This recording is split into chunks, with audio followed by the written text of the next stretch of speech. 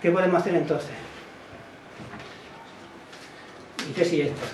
Ya que no podemos encontrar la verdad, ni mucho menos yo, ya que no podemos, yo con mi viaje, con mi experiencia, que no podemos encontrar la verdad, que no hay nada que descubrir en el fondo, sino una alteridad resplandeciente, podemos hacer una recreación, una interpretación, lo que decía Foucault, primacía de la interpretación. La verdad no es algo que está aquí debajo y que tú tienes que excavar, no. La verdad o no existe o es un campo desierto en el que tú construyes un relato, una interpretación. Y yo voy al mundo indígena a hacer una interpretación. También lo decía Nietzsche, coger lo que decimos que es la verdad y trastocarla y tratarla a martillazo. Lo decía Heidegger, una lectura poética. En vez de descodificar, de escribir, y esto es, así es, una recreación, una poesía, en torno a lo otro. Lo decía Artaud, y lo hizo en torno a Van Gogh. En vez de describir su cuadro en términos cientificistas, estéticos, hace una obra de arte sobre otra obra de arte. Recrear, interpretar. ¿Y en qué sentido? O sea, ¿para qué lo interpretamos? Yo lo tengo muy claro. Yo hablo de estos mundos para combatir la escuela occidental. Es una recreación, una interpretación, una mitificación, si quieres, que tiene por objeto servirme a mí y no a ellos en mis luchas. Es para recabar argumentos contra algo distinto y en mi opinión nocivo, que es la escuela. Aquí no hay escuela, en el mundo indígena, ni en el rural, ni en el gitano. Pues yo me acerco, investigo, leo, estoy allí, pregunto y construyo un discurso que no tiene la pretensión de ser la verdad, porque considero que es ininteligible, pero que vale como una herramienta. Lo que decía Deleuze, que una teoría es una caja de herramientas. ¿Te sirve o no te sirve? He intentado que todos estos viajes, esta experiencia, me sirvan para aplicar aquí. Y allá empezamos entonces a hablar de cómo son estas educaciones comunitarias sin escuela, ¿no? A caracterizarla un poco a nivel general. Porque ya sabemos lo que es la escuela, ¿no? Así, en pocas palabras, ya sabemos lo que es la escuela. En síntesis. La escuela surge en el siglo XIX, simplemente, es muy reciente, es muy joven. Había escuelas para élites, nobles, campesinos, etcétera, pero no era la escuela pública, obligatoria, moderna. Surge con un problema, para resolver un problema de orden público. Operar una reforma moral de la juventud. La juventud y la infancia no sirven ni a la fábrica ni a la política y tiene que forjar buenos obreros y buenos ciudadanos. Se considera que la mejor manera de conseguirlos es encerrando a toda la franja de edad. Y esto es brutal porque esto sí que es una especie de revolución en la historia de la humanidad. Es decir, a partir de ahora todos los niños, todos los jóvenes se convierten en exactamente esto, prisioneros al tiempo parcial. Este gesto es arrogante.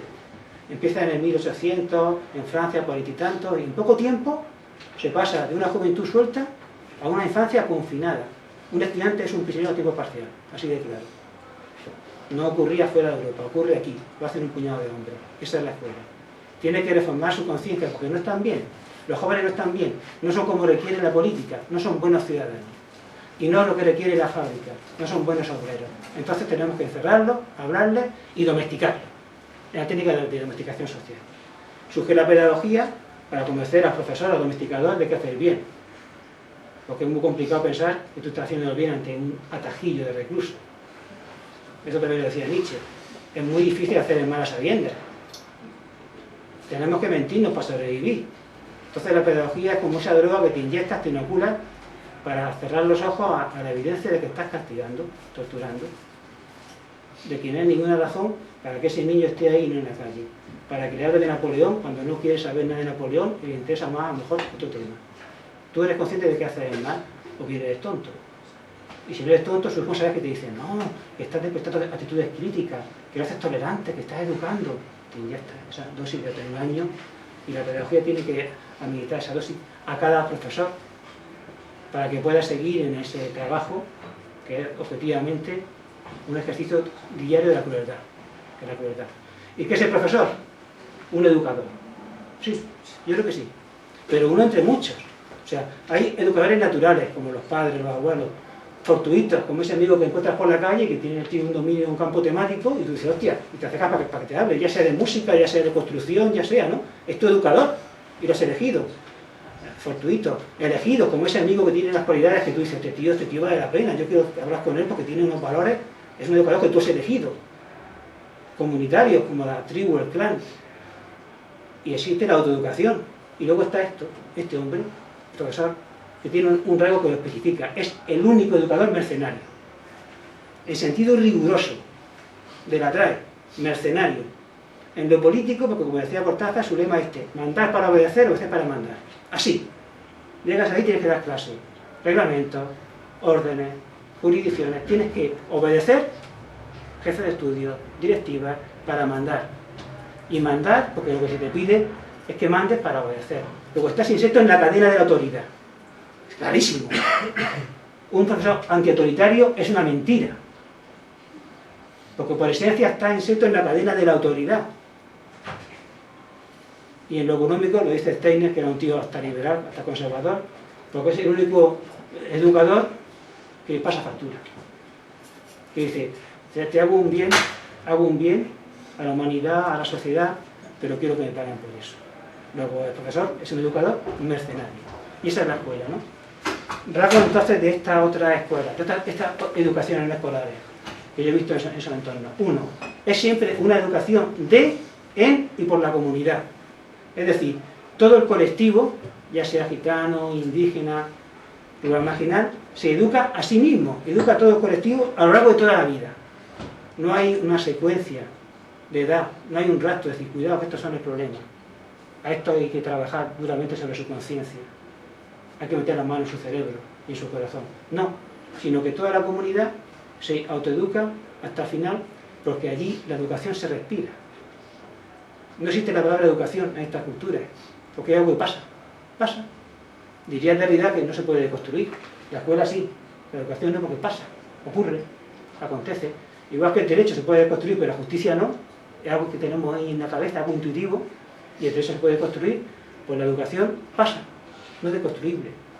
Y es todo el colectivo. No hay una separación entre el objeto de la educación, tú, escúchame, que algo va mal en tu cabeza, y yo, que tengo la cabeza mejor que tú, no sé por qué, quizás porque soy más viejo y soy más corrupto, entonces voy a meter la mano en tu cerebro por tu propio bien. Esto es fuerte, esto por tu propio bien, ¿no? Nada parecido a eso. Por eso los ancianos son los sabios, los que han bebido más tiempo de las fuentes del conocimiento. No existe el demiurgo occidental, que es este hombre que considera que su función es modelar ciudadanos. Todo profesor es un demiurgo, un pequeño dios, que cree que tiene el poder de modelar subjetividades, hacerlos tolerantes, críticos, combativos, conscientes, porque se supone que no, que el niño es un legado de insuficiencia. Decimos, el niño está vacío y yo lo lleno. Para los indígenas mayas, el niño está lleno. Decían, a veces en algunos dialectos mayas le llaman el extranjero, el extraño. Dice, el niño viene lleno. Tenemos que verlo, atenderlo y después de un tiempo podremos hablar con él, porque viene lleno, no, viene vacío. Y yo, el demiurgo, como si fuera de plastilina o de arcilla, lo modelo. Crítico, progre, antirracista, no machista, antiimperialista, salvo en los casos de que sea una guerra humanitaria, etcétera, ¿no? Ahí no hay demiurgo. En vez de profesores, alumnos, hay maestros, discípulos, que esto es muy importante. Maestros, digamos, con minúsculas. Estas relaciones no son de violencia, es decir, todo el mundo puede admitir a otro como un maestro si lo estima y no le exige obediencia. En muchos campos tenemos maestros, gente de los que aprendemos, y tú eres su discípulo, temporal, crítico. El día de mañana cambia de maestro, como te defraude, o tú te conviertes en su maestro.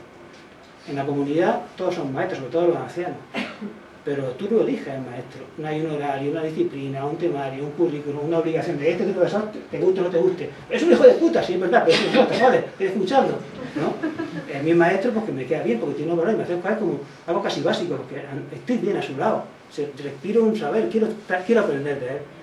En estas comunidades hay maestros, pero no hay profesores, ¿no? Porque no hay esa especialización. Segundo, una educación en libertad, a través de acciones espontáneas, informales, que no están reguladas administrativamente. No existe nada parecido a la pedagogía, porque la educación no es un problema. Surge la pedagogía cuando dice, tenemos que operar sobre esta conciencia, vamos a buscar los métodos. Queremos construir una juventud aborregada. Queremos que sea capaz de indignarse, pero no desesperarse. Queremos conseguir un tipo de sujeto, no de otro. Hace falta un saber. Esto es un problema. Surge el problema, surge la pedagogía, surgen los métodos, surge la discusión, porque hay un problema. Hay una segunda intención. Algo que corregir, transformar, moderar. Aquí no. No hay pedagogía ni hay ningún problema. Porque las cosas suceden.